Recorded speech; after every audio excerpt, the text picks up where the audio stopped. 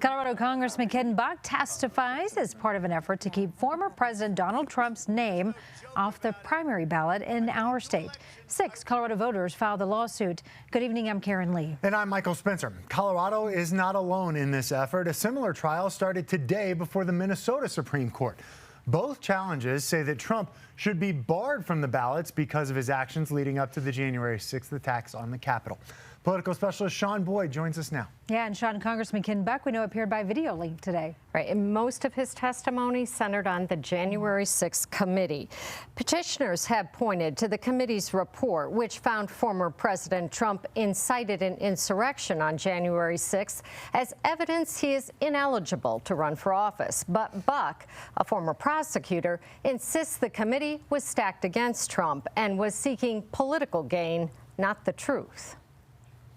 And it is important to have I believe, the full picture in a situation like the January 6th investigation. Congressman Ken Buck says the January 6th committee did not have a full picture, didn't cross-examine witnesses, challenge evidence, or subpoena documents that didn't support former President Trump's culpability.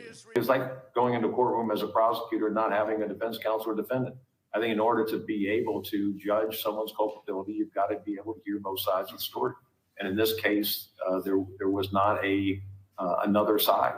Petitioners' attorneys pressed Buck, noting the committee had subpoenaed more than 1,000 witnesses. The January 6th committee posted every document, every recorded interview and deposition, and every exhibit cited in the January 6th committee's final report on its official public website. What they didn't post were the questions that weren't asked, and they didn't post the documents that weren't subpoenaed, and they didn't post the interviews that didn't occur. Trump's attorneys also brought as witnesses people who attended the rally, including Amy Kramer, who planned it.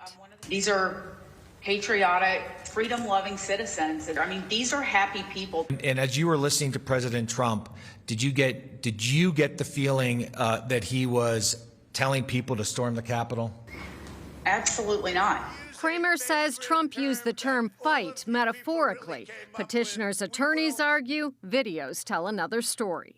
Were the individuals you saw there attacking the Capitol and chanting "Hang Mike Pence" patriotic, freedom-loving citizens and happy warriors?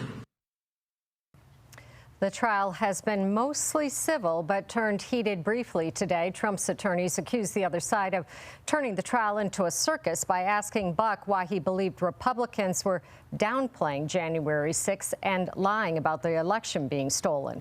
The trial will wrap tomorrow with more testimony from Buck and an expert on the Constitution. Closing arguments are November 15th, so we've got a couple weeks now before we hear the closing arguments. The judge then has 48 hours to rule, but this is all but certain, regardless of the judge's decision, to be appealed to the state Supreme Court. Yeah, you will continue to follow this for us. Thank you, Sean. On a social media account,